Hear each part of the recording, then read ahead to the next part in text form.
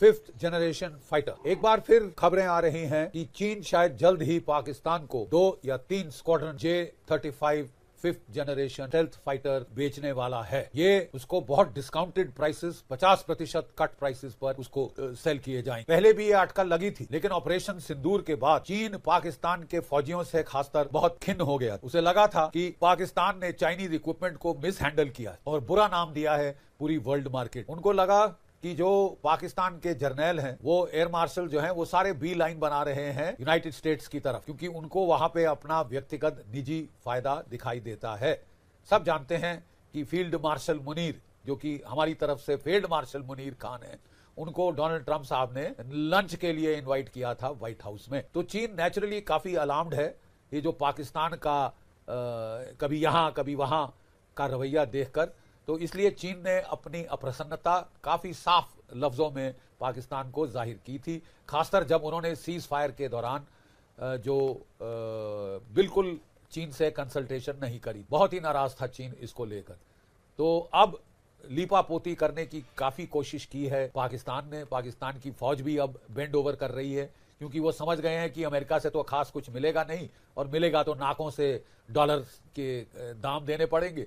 तो वो इस फिराक में है कि हम जो है अब अपनी दुम को जलने से बचाए, क्योंकि हमारी निजात इसी में है कि जहां से सस्ते हथियार मिल रहे हैं, चीन से मिल तो रहे हैं, वहीं से लेते रहें। तो इसलिए अब जो लेटेस्ट खबर आई है कि उन्होंने काफी लीपापोती की है, काफी चाटुकारिता दिखाई है चीन के प्रति, चीन का गुस्सा शांत करने के लिए, और इसके चलते, इसके फलस्वरूप चीन उनको ये देने वाला है। जैसे मैंने आपको बता दिया, पहले से ही खबर है कि पाकिस्तान के पायलट ऑलरेडी चीन में है, इस 5th जनरेशन स्टेल्थ फाइटर पे ट्रेनिंग ले रहे हैं। अगर ये कुछ महीनों में या इस साल के एंड तक या अगले साल के शुरुआत तक ये 2 squadron 5th generation fighter Pakistan के पास आ जाते हैं, तो क्या इंपैक्ट होगा हमारी नेशनल सिक्योरिटी? बहुत खतरनाक इंपैक्ट। इसको किसी तरह से मिनिमाइज नहीं किया जा सकता, नजरअंदाज नहीं। हम क्या कर रहे हैं? भारत की सरकार ने पूर्ण छूट दी है अपने प्राइवेट सेक्टर को, पब्लिक सेक्टर को हमारा आम का जेट फाइटर बनाने के लिए। उम्मीद है प्राइवेट सेक्टर के आने से ये जो रफ्तार है इंडक्शन की, ये बढ़ जाएगी। But the simple fact is कि ये रफ्तार जितनी भी बढ़ जाए, रियलिस्टिक एस्टिमेट है कि कम से कम 8 से 10 साल लगेंगे, जबकि ये फाइटर्स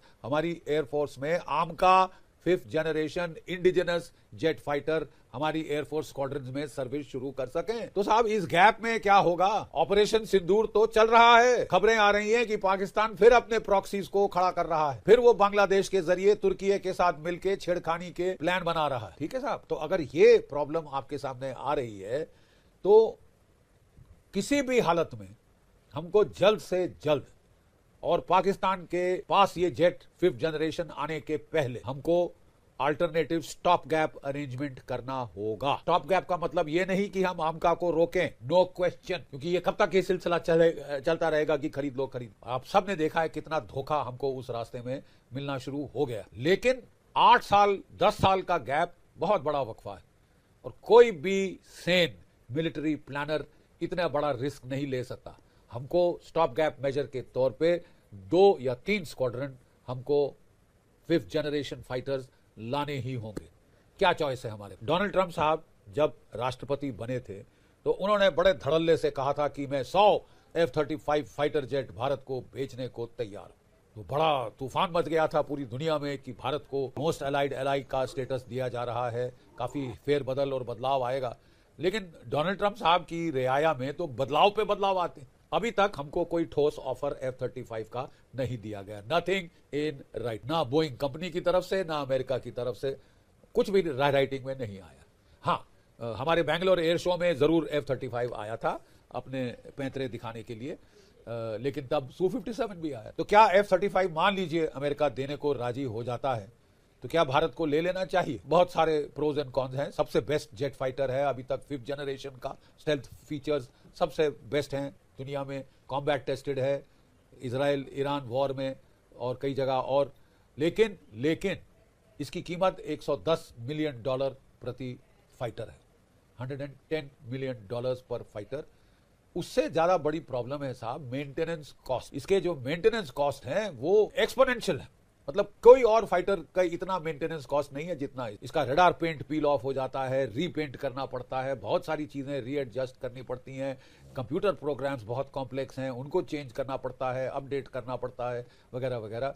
एक बार आपने खरीद लिया तो जो मेंटेनेंस कॉस्ट आपको पड़ेंगे वो तो इसकी ओरिजिनल खरीद से भी ज्यादा। अभी तक कहा जा रहा है कि इसकी जो मेंटेनेबिलिटी है, सर्विसेबिलिटी है 40% की।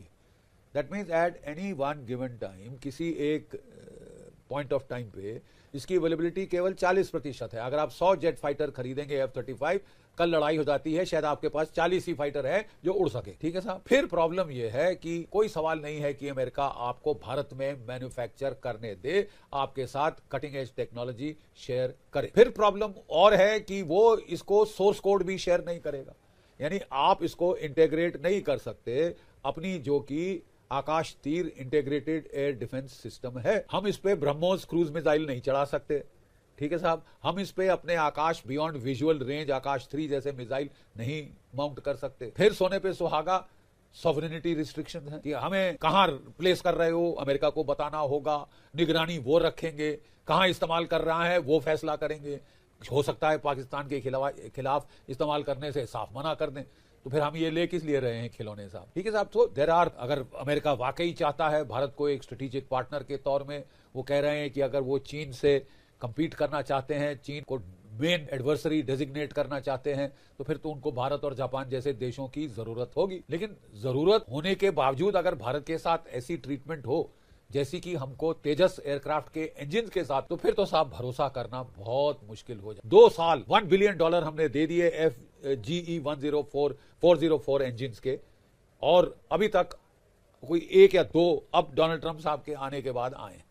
बाकी कब आएंगे, कब बनेंगे ये स्क्वाड्रन जो कि MiG-21 को रिप्लेस करने वाले हैं, ये तो पता। GE 414 जिसने आमका को पावर करना है, जिसने हमारे तेजस मार्क 2 को पावर करना है, वो तो साहब कहीं होराइजन पे ही नहीं दिख रहा। तो reliability factor I am sorry बहुत लो है। अगर आप रियलिस्टिकली जाएं, कहानियां ना गढ़ें, मनगढ़ंत हवाई के लिए ना बने, बहुत रिलायबिलिटी फैक्टर ऑलमोस्ट शून्य के करीब आ। अब सवाल रहा इसके, अगर ये नहीं तो फिर क्या? If not F-35 then what? Su-57। याद रहे पहले भारत और रशिया मिलकर इस जहाज को डिजाइन कर रहे थे, उसका प्रोग्राम शुरू था। फिर भारत ने कहा कि साहब हमारी नजर में ये स्टेल्थ ही नहीं है, काफी स्टेल्थ जितनी मात्रा में हमें चाहिए उतनी मात्रा में नहीं। फिर जो वर्क शेयर था डिजाइनिंग में, हमको उतना नहीं मिला जितना कि हम चाहते थे, तो हम इस डील से बाहर निकल आए। लेकिन अब क्या है साहब कि ये Su-57 यूक्रेन के युद्ध में इस्तेमाल कर लिया, ये रियलिटी है, बन चुका है। इसका कॉस्ट अगर $110 मिलियन पर पीस है F-35, इसका 50 और $60 मिलियन के बीच कॉस्ट होगा। ठीक है साहब, सब्सिडाइज्ड कॉस्ट। नंबर 1। नंबर 2 साहब, वो भारत को हमारे ही स्वदेश में मैन्युफैक्चर की इजाजत देने को तैयार है रूस। वो कह रहे हैं कि ऑलरेडी आप Su-30 मार्क MKI बना रहे हो, आप ये भी बना सकते हो भारतवर्ष में।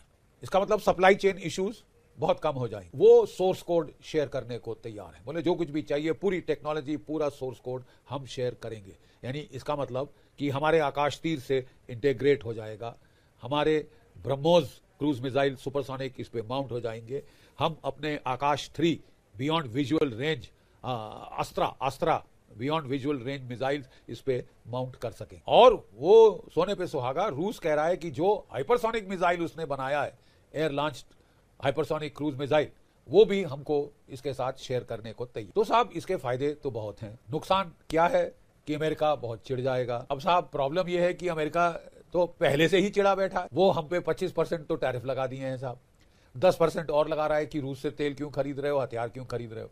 तो साहब अब मतलब रहने को, नाराजगी दिखाने को रह क्या गया? एक तरफ से तो आप स्ट्रेटेजिक पार्टनर, एलाई शलाई बोल रहे हो, और दूसरी तरफ से जमीनी हकीकत यह है। तो फिर साहब हमको भी यथार्थ पे चलना होगा, हम सपने सुहाने नहीं देख। जितना भी हम चाहें, जितना भी हमारी पीपल टू पीपल रिलेशनशिप्स बहुत अच्छी हैं और बड़ी उम्मीदें थी हमको डोनाल्ड ट्रंप की सरकार से, लेकिन जो कुछ हुआ है बिल्कुल विपरीत ही हुआ है।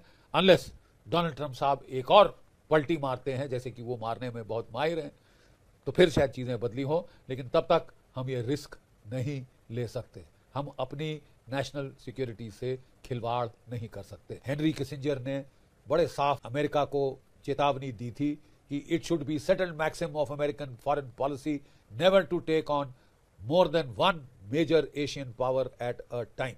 यानी एशिया की जो महाशक्तियां हैं, रूस, चीन, भारत, इन सब से आप कभी इकट्ठा वैर वैमनस्य ना ली। ठीक है, बहुत अकलमंदी थी साहब। अपने प्रतिद्वंदियों को इकट्ठा करना तो सबसे भारी स्ट्रेटेजिक भूल है, बहुत भारी। लेकिन डोनाल्ड ट्रंप साहब लग रहे हैं कि वो रशिया, इंडिया, चाइना ट्रायंगल बनवा के रहेंगे, इतने धक्के देंगे तीनों को कि जब तक वो इकट्ठे ना हो आए अपनी आत्मरक्षा के लिए। अब ये डोनाल्ड ट्रंप साहब की सोच पे मुनस्सर है कि वो करना क्या चाहते हैं। क्या ये अमेरिका के हितों में होगा कि भारत, चीन और रूस, RIC को वो एक रियलिटी बना दे, जो कि संभावना थी कभी, उसको एक रियलिटी बनाने के लिए आप मैक्सिमम धक्के आप कोशिश कर रहे हैं। ये तो बहुत शॉर्ट साइटेड पॉलिसी है। हमें उम्मीद है कि आने वाले दिनों में हम फिर एक फेरबदल देखेंगे और डोनाल्ड ट्रंप साहब यथार्थ की तरफ आएंगे, तब हालात बदलेगी। लेकिन जब तक नहीं बदलती है, मेरे हिसाब से तो जो बेस्ट ऑप्शन आपके पास है कि 2 या 3 स्क्वाड्रन आप Su-57 Russian stealth 5th generation fighter jet जल्द से जल्द खरीदें, इसके पहले कि वो पाकिस्तान एयरफोर्स में आ जाएं। वक्त बहुत कम है।